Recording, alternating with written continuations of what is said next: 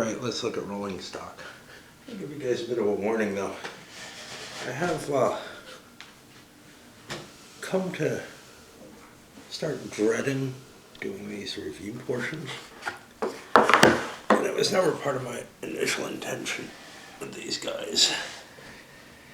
I'm having some definite trouble doing the videos at all in some ways.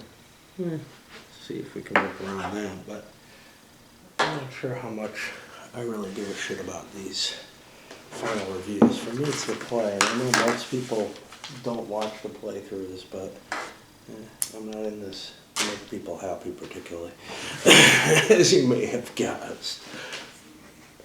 Okay. So, I don't know the entire, now I have to go look at the camera. I'm used to dealing with the tables I'm not using anymore, is all I use. I'm not sure of the entire backstory on this particular copy, which is to say, I don't know if this was made as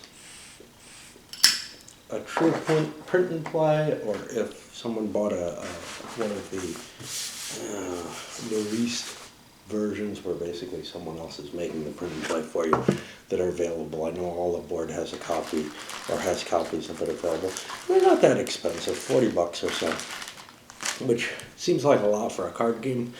It's what has kept me from buying it, and I no longer really am willing to do print and play. In this case, I think the lamination is important, so if you're not going to go to that level, I would probably say you probably want to shell out the bucks for it. And, you know, honestly, doing a good print and play costs a fair amount of money. Doing a lousy one like I like to do is pretty cheap.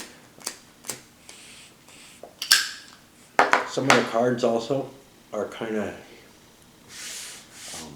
hidden information on them, so you got to be kind of careful. You're going to have to do a good enough job that they're not really discernible. Unfortunately, whatever this version is, that wasn't really done. Maybe it was the cutting or whatever, but there's a little bit of a black line here. And again, that makes me suspect that it was actual print and play and not the sort of manufactured versions, which would be less susceptible. Another thing which may indicate that is the fact that the term summary is in German, and the rest of the game, all the components are in English, and then these we printed out, but yeah, that almost seems like somebody grabbed the wrong file. And that's the kind of thing you don't expect if it was produced semi-professionally. Alright. But honestly, the components don't matter a whole hell of a lot. Again, also these things are awfully thin. I would want these on a thicker stock. I think they're the same stock as the cards are on, but it's just not enough for counters. The rules are an interesting situation. You have this learning the game, which is kind of more traditional, but, well, no, nothing's traditional in the rules for this. But it's bigger, and it feels like, well, this is where the meat is and everything. Yeah, unfortunately, it's basically an example game information, you know, to support that being given it. So if that's the way you learn, that's great. However, I found that almost unusable. It, you know, implies certain things and then retracts them. It's very, very hard to distill the information you need from the play. The actual rules are set up in such an unfamiliar fashion, and one that would not work if this was a complex game, that I think many people wanted something like this or whatever. And basically they just give you the setup, a sequence of play, and then a glossary and a set of procedures that you follow in the game in an almost glossary-like fashion. that's very, very parsimonious. However, it does require that you page back and forth. There aren't a lot of pages. It's only 4 pages of rules. Like I said, it's very parsimonious. But it is a little difficult to approach until you get used to it. And then once you do, you're like, oh, okay, I just have to look up all the terms. It might be easier if it wasn't stapled together, so you could just spread it out and read the things you need very easily.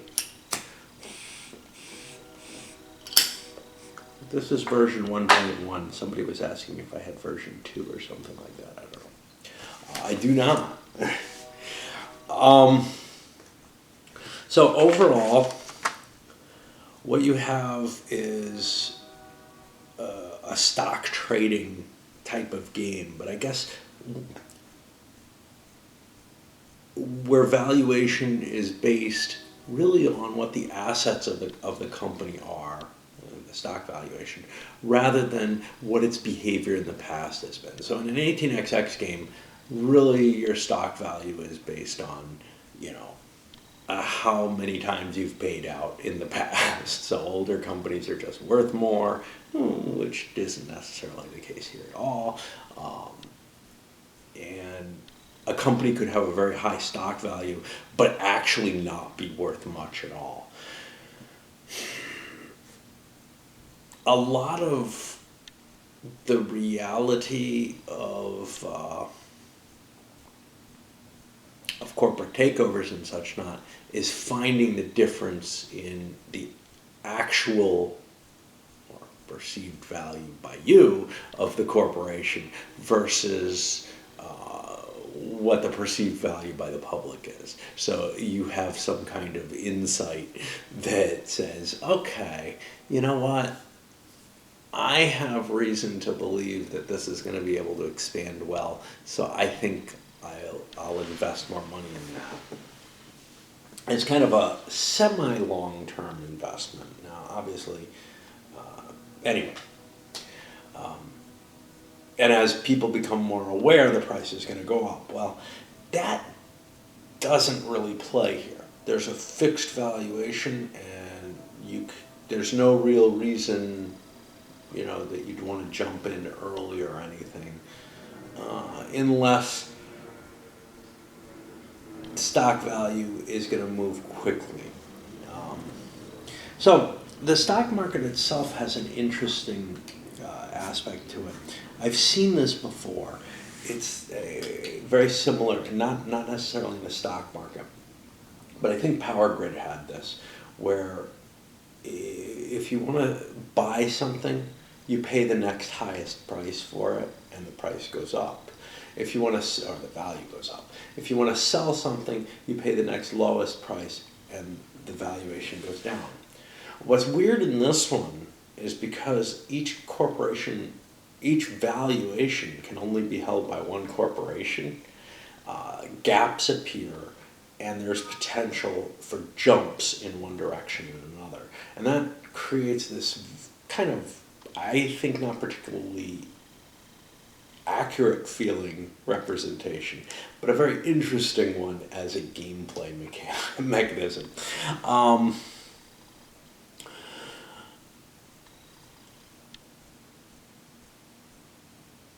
You more or less have some control over your valuation. I mean, obviously what your corporations hold, but also you have control over releasing shares. So this is actually where I see it as the most interesting.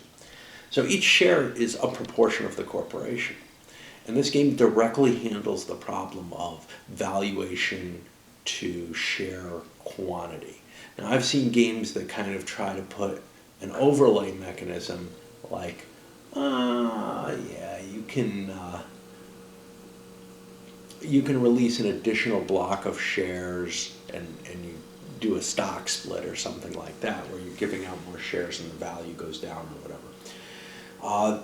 In this, instead, you just simply release some more shares. And when you release more shares, that affects what the valuation has to be, what the total worth of the corporation has to be to achieve advantages or disadvantages in terms of your valuation changes. And there's something very, very clever about the way that is handled. It's handled in a, other than the 10 certificate limit per corporation, it's handled in a manner which makes it very, very consistent. You know, there's no special circumstances under which this is happening or whatever. It's just part of the normal flow of the game. So that's kind of cool about it.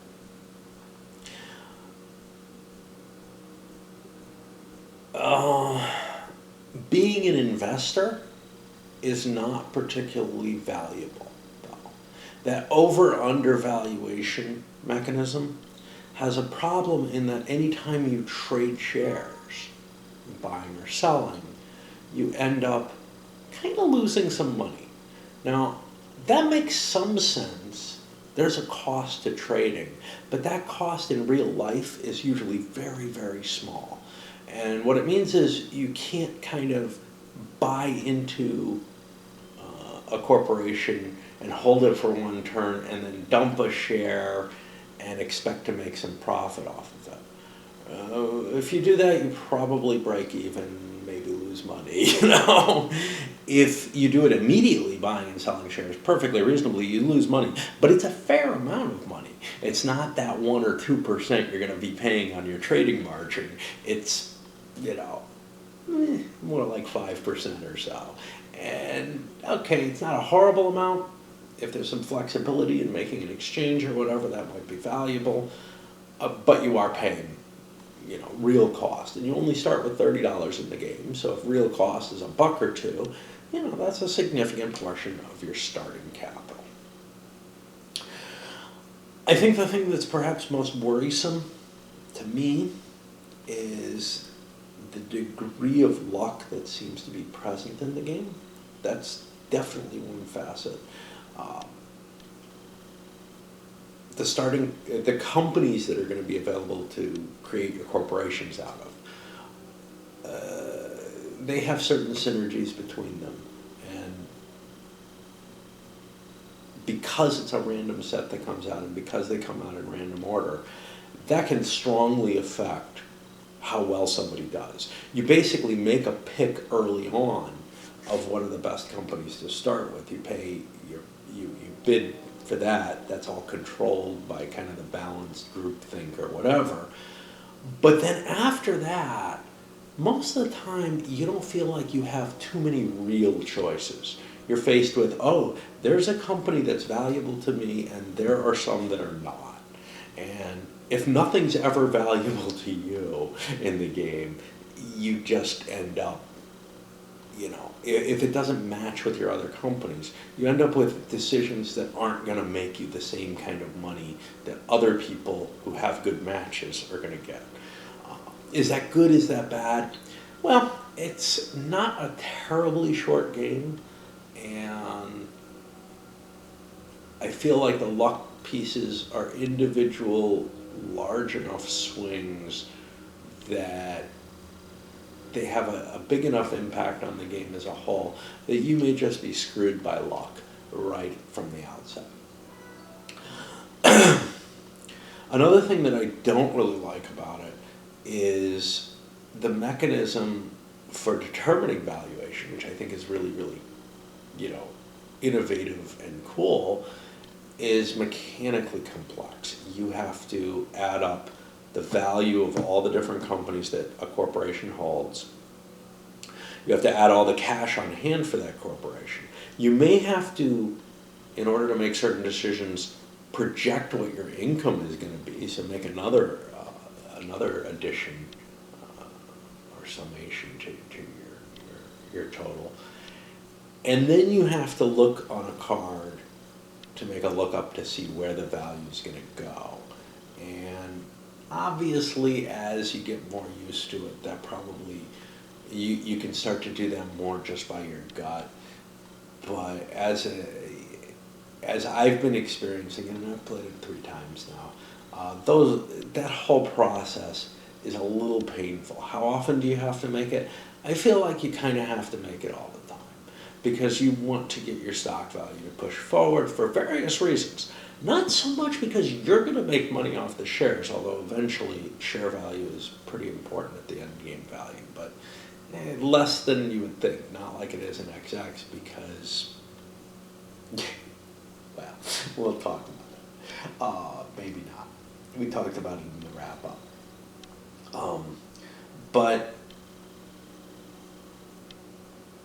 you're very, very interested in possibly releasing a share from the corporation so you can get more cash into the corporation. And why do you want more cash into the corporation? Because then you can buy private companies that you've from yourself at higher value. And that seems to be the way this game churns money. Okay, the way you make money is you get money in your corporation by managing it well, and then you buy up private companies from yourself at a profit, and you want to churn that money as quickly as possible so that you keep buying things and selling them to your corporation. Some things don't really work well for your corporation, and it's better to hold off and not churn money, perhaps. The other option for making money is a little bit slower, which is to do an IPO. An IPO doesn't really gain you cash right away, but it creates a new corporation, which after the first IPOs of the game end up generally being able to be engineered to have enough money to start churning your money again and turning it around. There's a possibility of takeovers, obviously. If somebody else gets more shares than you have, they can take the presidency from you.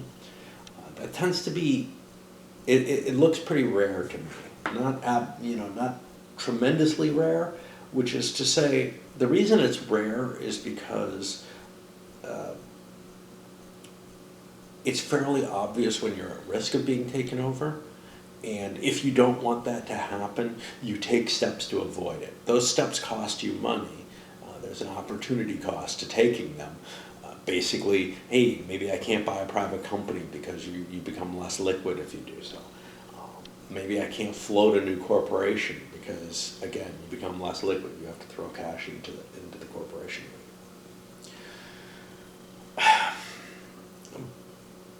But, and it may be that you're making a decision of, I don't think anybody wants to take my corporation, so I'm willing to take risks with it as well, which puts you in kind of a nice position. But when you start to think about why they don't want to take your corporation, you start to realize that, yeah, okay, this is more of a catch-up mechanism than anything else, really.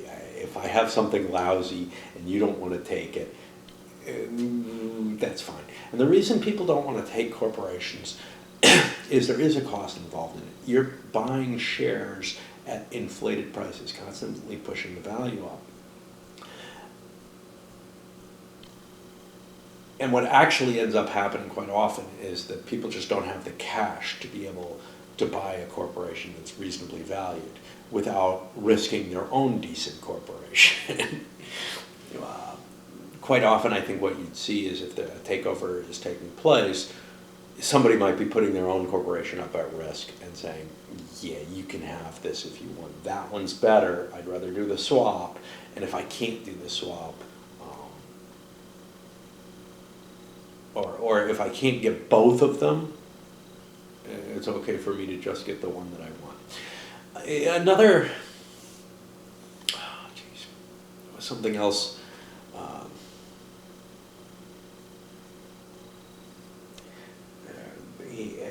It's a side effect of the valuation and the way the prices shift. But I was trying to think of it. It caught me in a flash, and now it's wandered away. Something I wanted to say, but I probably said it during the game.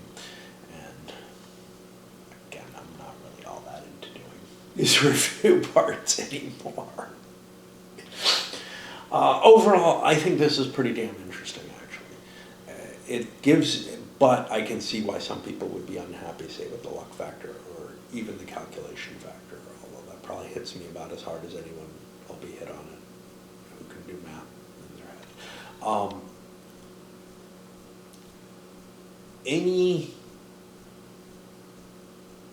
it provides a kind of nice platform for playing around with stock manipulation and ownership. There's a lot less here in terms of manipulating the value of stocks, because quite honestly, they end up being valued based on what the worth of the corporation is. You might be able to jump that and get a little bit of arbitrage off of it, but generally that's only because somebody's being stupid, you know. Very little to do with looking, like in an 18XX game, looking and saying, is this corporation going to be one that I want to hold a share of? There are usually plenty of shares available because the corporations are releasing shares to make money to buy things from the players. But there's a lot of room for little clever decisions and cute ideas and stuff like that going on in it. And I certainly haven't explored all of it. I think there's a fair amount of skill that can be gained with sort of manipulating the game structure or the game systems in order to get little edges.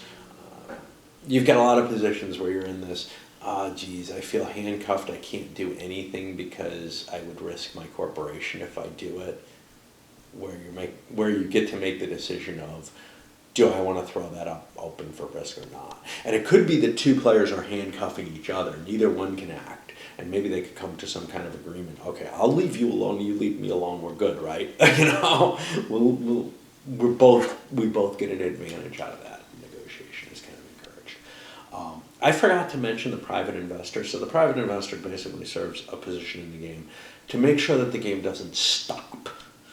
It could be possible that some people just have no capacity to make income, and other people are willing to freeze the game and continue making profits off their companies using the decision to pay dividends, for example. Dividends are an interesting thing because you drop your stock value, you drop your worth of your company, which can drop your stock value, in exchange for putting cash into your own hand. Very similar to XX swallowing, right? You know, well, not swallowing.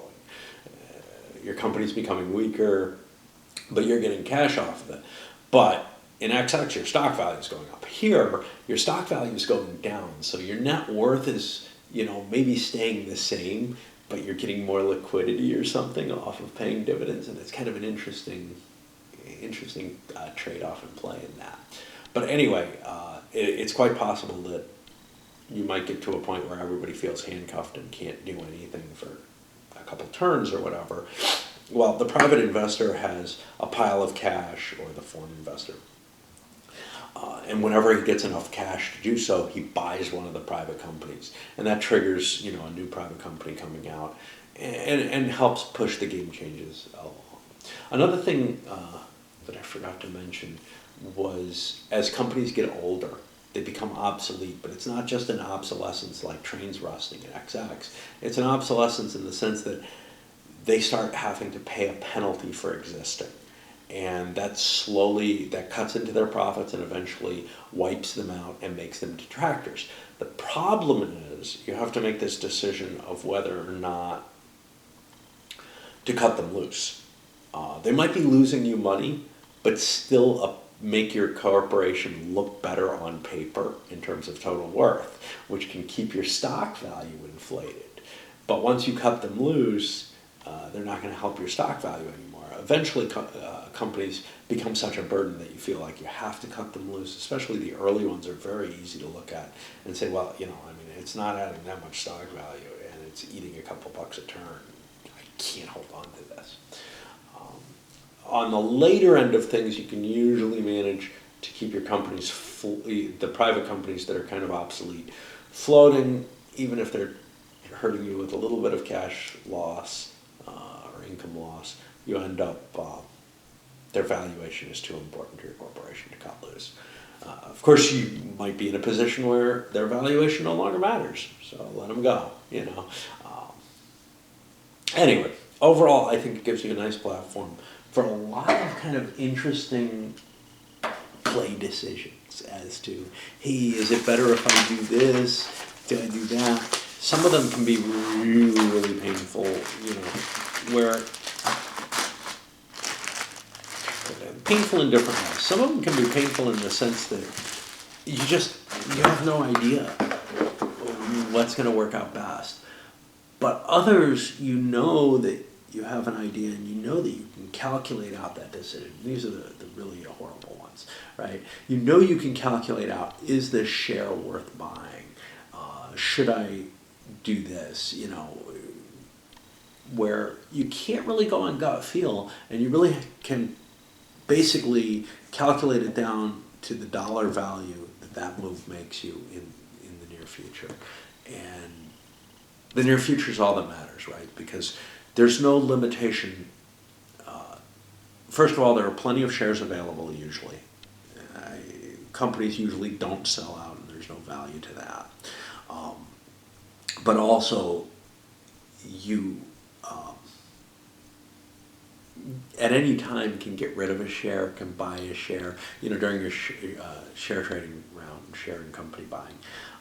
At any time, you have no false limitation like, oh, you sold a share of that, so you can't buy one back. No, because the price is fluctuating back and forth by each purchase, and making trades in the stocks is generally it always comes with a price, and that price is generally enough that you can't make money off of it unless somebody else is like shooting the price up, and then you say, okay, well, I'll buy a share of that and hold it until they get their price up and then drop it in that stock round. I can't really see too much of that happening. Holding shares is not necessarily valuable. Liquidity is very, very important, and you may not be making money off the shares you hold. So, if you have the dictum of must always invest all your money from an XX game, don't apply it here. You have to think a little bit more carefully. Sometimes it's best to keep your cash as cash. Anyway, I just think there's a lot of interesting things in it that, don't work kind of as you've expected or seen in any other game, and that's worth whatever costs there are to it. It's definitely something that I will pick up at some point, but right now my circumstances are a little weird, and I don't know, if I see a cheap copy, yeah, but I don't really feel like, blowing $40 on a bunch of cards. I'm sure not gonna print and play it, and I have access to a copy. I've played it solo now. I'm probably not gonna want to do that for years. And I have access to a copy and people who will play it with me. So, I give it a little wait. See if a copy comes up that'll be a better value for me. All right, let's send this up.